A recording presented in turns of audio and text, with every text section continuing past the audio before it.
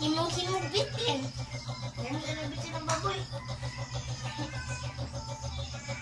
Guys, away ko nila. Mahimo na nagbitin ang baboy. Mahimo pag Bitin ka ako ng baboy.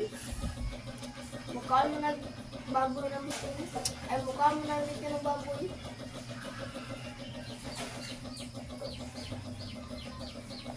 kismo siya, oy.